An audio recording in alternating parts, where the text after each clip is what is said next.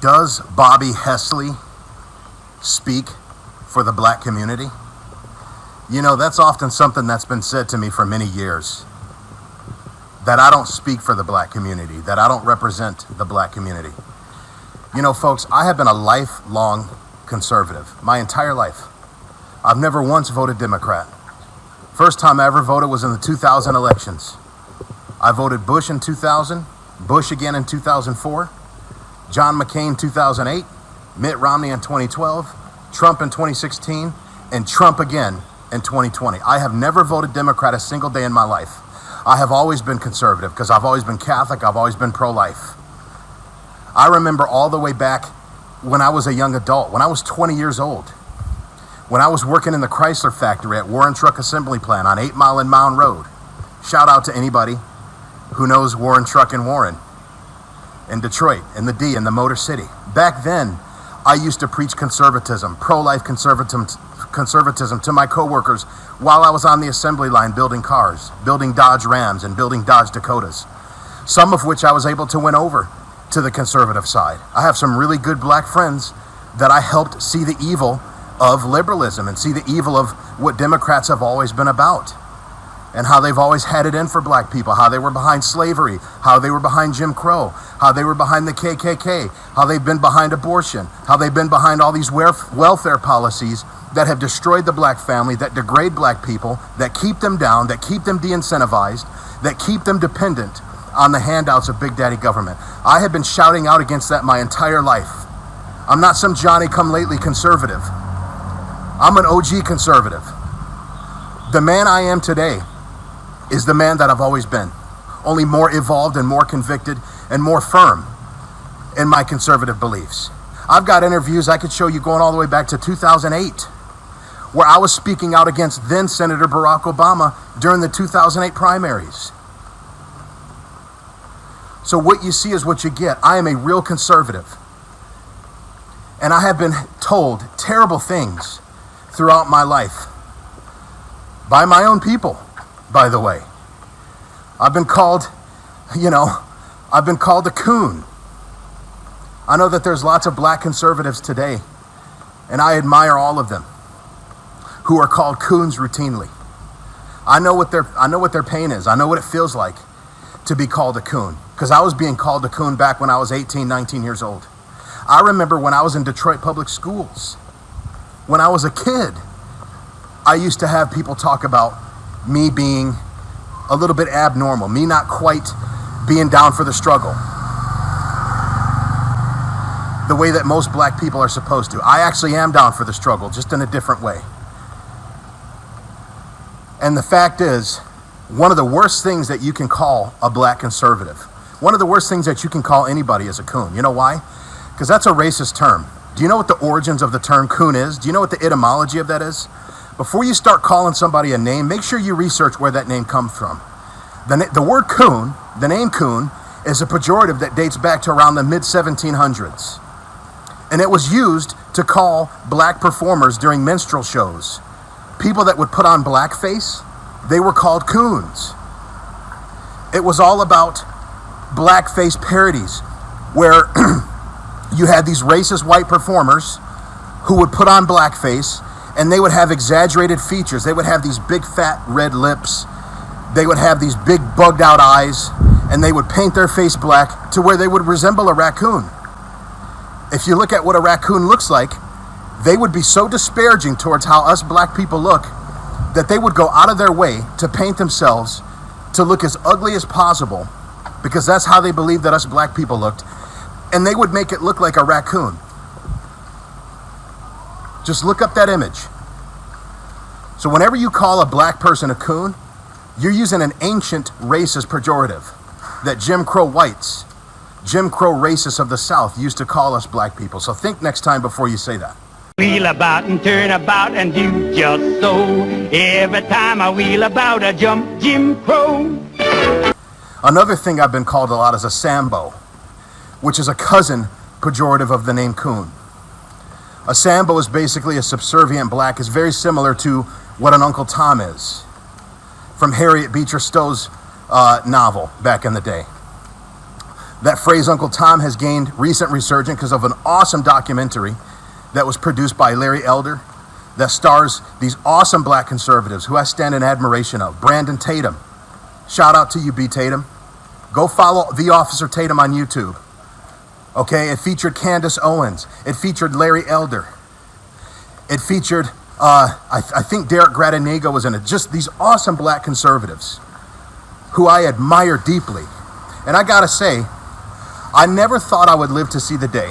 I'll be 40 years old in a few months. And I never thought that I would live to see the day when I would see so many intelligent, articulate, passionate, convicted black conservatives finally speaking out for the truth, finally speaking out and telling black people what they need to hear. It's an awesome black conservative renaissance going on right now, and I love it. I never thought I would see that day. I used to feel like I was the only one of my kind at times. Maybe there were a few black conservatives like, Thomas Sowell or Walter E. Williams, who I'm actually honored that Walter E. Williams actually quoted one of my articles on the American Thinker. If you ever just look that up, I was really honored by that. I love Dr. Walter E. Williams. But the fact is, us black conservatives, we are few in number for the time being, but we're steadily growing. And we're not in it for the popularity. We're some of the most hated people on the planet. We're a call because we're eating breakfast and we happen to be conservative. They're not Nazis, they're soft fascists. They're the soft fascists, they're not Nazis. They're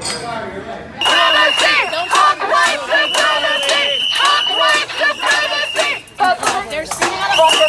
Get that out of my face. Don't let that touch me. I'm not kidding. Don't do that.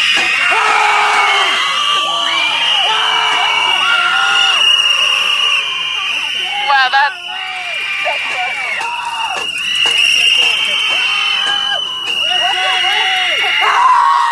Stop screaming in my ear.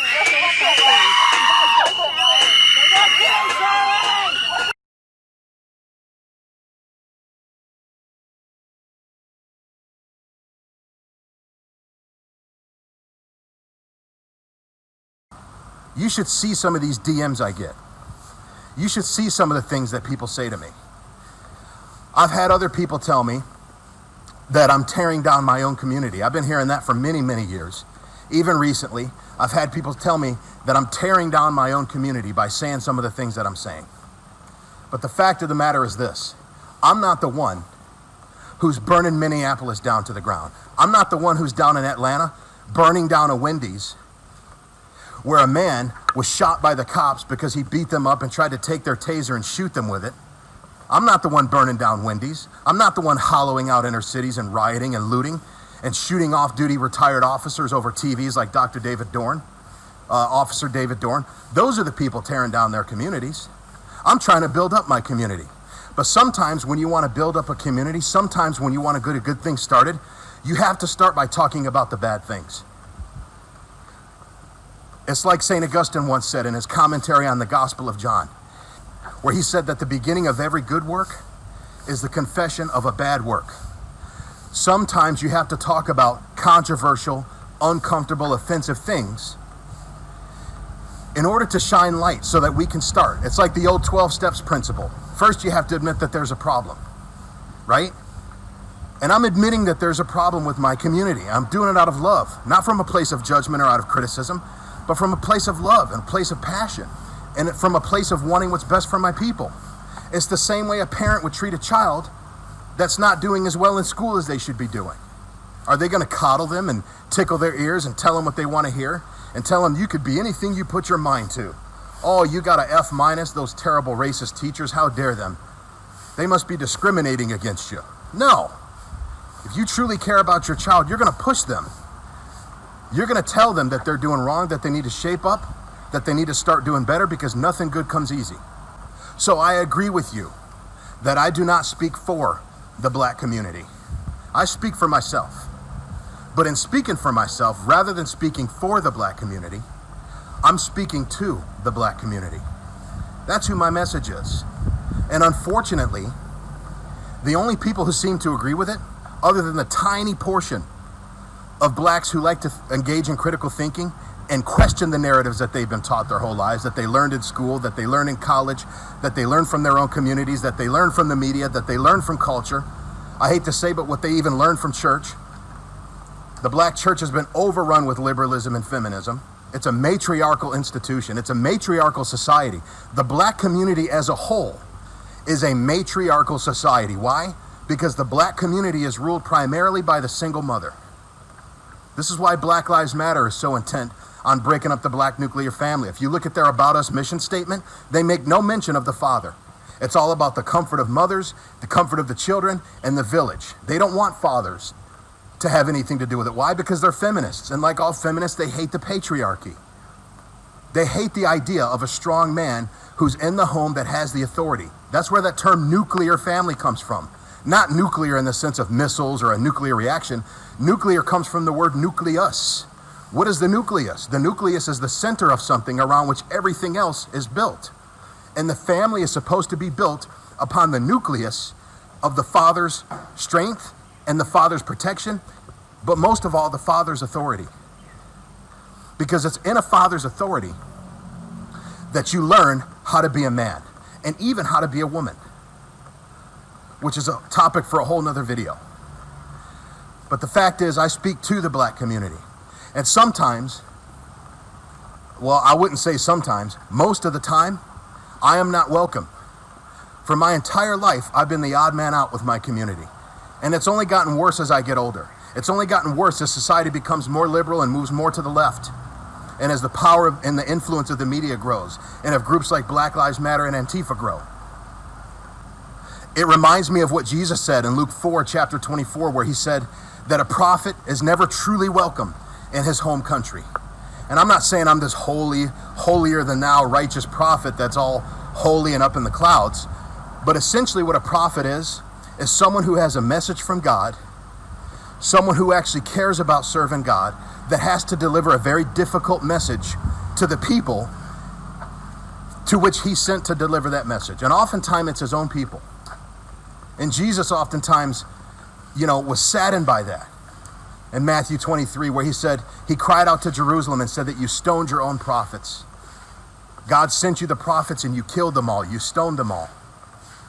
And when you look at the way black conservatives are treated, whether they're a prominent black conservative, like all the awesome people I mentioned earlier, that have huge platforms, huge influences, or whether it's just, your everyday black conservative like myself, we are some of the worst treated people in the country.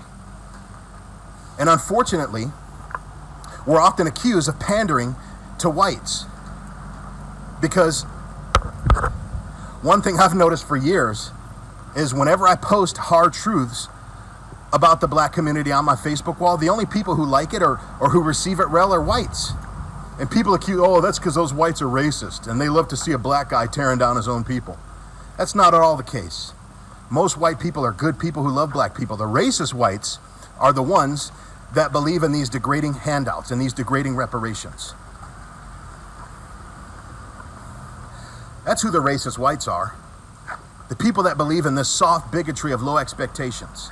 So no, I don't speak for the black community. I speak to the black community. As a matter of fact, the black community has enough of their own spokesman. You have enough of your own spokesman. And how's that been working out for you? How about Joe Biden as your spokesman? Let's see what he has to say about the black community. I mean, you got the first sort of mainstream African American who is articulate and bright and clean and a nice looking guy. I mean, that's a storybook. We have this notion that somehow if you're poor, you cannot do it. Poor kids are just as bright and just as talented as white kids. Wealthy kids. Unchain Wall Street. They're going to put you all back in chains. He said he's going to do nothing. We got to recognize that kid wearing the hoodie may very well be the next poet laureate and not a gangbanger. Ladies and gentlemen, there are too many black men, and I might add women, in prison. In Delaware, the largest largest growth in population is Indian Americans moving from India. You cannot go to a 7-Eleven or a Dunkin' Donuts unless you have a slight Indian accent. I'm not joking. Oh, it's gigantic. Listen, you got to come see us when you come to New York, VP Biden. I will. It's a long way until November. We got more questions. You got more questions, but I tell you, if you have a problem figuring out whether you're for me or Trump, and you ain't black. It don't have nothing to do with Trump. It has to do with the fact I want something for my community. I would love to see. Take a look at my record, man. I extended the voting rights 25 years. I have a record that is second to none. The NAACP has endorsed me every time I've run. Come on. Take a look at the record. The wise words of the leader of the Democrat Party for 2020. There's your 2020 nominee, ladies and gentlemen. There's your spokesman for Black America when it comes to the Democrat Party, ladies and gentlemen. Joseph Biden. How about Hillary Clinton? She was a top contender for the presidency back in 2016 and back in 2008 when she ran against Obama. Let's see how she fared as a spokeswoman for the black community. In 1996, you used the term super predators to describe some young kids. Some feel like it was racial code. Was it, and were you wrong to use that term? Well, I was speaking about drug cartels and criminal activity that was very concerning to folks across the country. I think it was a poor choice of words. I never used it before. I haven't used it since. I would not use it again. You know, that's childish. What do you think of Cory Booker's? And you didn't comment on him, and you feel free. Oh, I adore him. What do you think about him saying kicked him in the shins, essentially? Start to get to that kind of political. Well, that was Eric Holder. Yeah, Eric Holder, Yeah. I'm sorry. Yeah, I know they all look alike. No, they don't. Oh, well done. You know, Hillary. Yeah, I was paid by Mark Zuckerberg to do that. Okay. I don't feel no ways tired. I come too far from where I started from. Nobody told me that the road would be easy. I don't believe he brought me this far to leave me. Wow, what a great spokeswoman for the black community Miss Hillary Clinton was. She mocks the way we talk. I ain't no ways tired. Huh. She mocks the way we talk. She thinks we all look alike. Wow. Joe Biden, on the other hand, oh, there's far too many blacks that go to jail. You know what, pal? You're the one that put us there with your atrocious 94 crime bill. President Trump's having to do the work of undoing that with his prison reform bill. It really ought to be called the Biden reform bill, because that's really what it is. You're the one that put us there, pal. So don't put us in jail and act like we're these terrible criminals, which is what you've called us before, dangerous criminals. And then when you're running for president, all of a sudden you act like, you know, the plight of black people in the prison system is something that's just, you know, breaks your heart. You're the one who made that condition. You're the one who started that, not us. Well, some might say, well, Bobby, those are the white leaders. What about the black leaders? Okay, how about some black spokespeople? How about Jesse Jackson? Let's see how good of a spokesman he is for the black community. Meanwhile, as you know, one of Barack Obama's allies is having to apologize for something he said about his own candidate. Let's listen to that. Been talking down to black people on this faith-based. Yikes, hand gesture and all. Wow. He wants to chop off the reproductive organs of other black people, huh? How about Al Sharpton? How much of a black speaker is he for the black community? Let's roll the tape on him. David, yes! You want to be the only nigga on television, the only nigga in the newspaper, the only nigga can talk. Don't cover them, don't talk to them, because you got the only nigga problem. Because you know if a black man stood up next to you, they would see you for the whore that you really are. We're the best chicken fries in the universe. But we don't go buy some Colonel Sanders chicken. Then the Chinamen coming in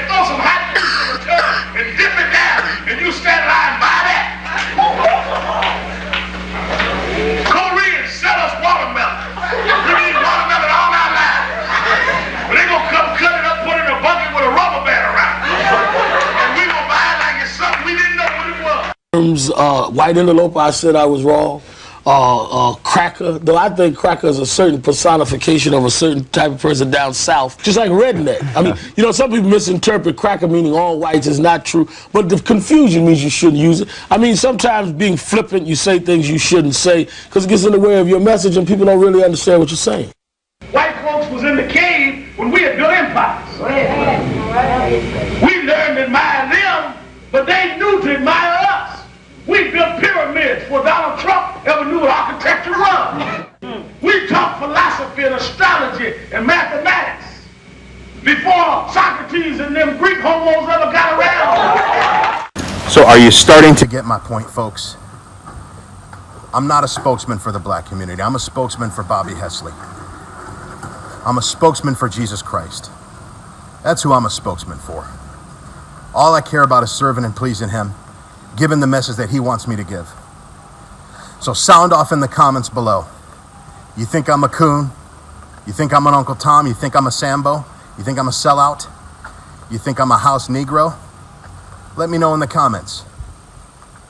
Or if you just think that I'm an American who believes in the American dream and who loves his country and who wants as many of his fellow blacks to get their piece of the American dream as they can and wants to give them a word of encouragement and empowerment and a word of entrepreneurship to be in control of their own destiny, rather than relying on other people to be in control of their destiny, to wake them up to the fact that nobody from the government is coming to save them. Nobody's coming to save you. I'm telling you things that I would be telling my own son right now. I want you to look me in the eyes and see the sincerity that I have in my eyes. No one is coming to save you. Nobody from the government cares about you. Your life is your responsibility. It's not the responsibility of your fellow taxpayers. It's not the responsibility of these messianic, utopian, liberal politicians that are promising you this utopia on earth, this civil rights equality utopia that's never going to happen. And they know damn well it's never going to happen. But it sounds good and it brings the votes in every 4 years.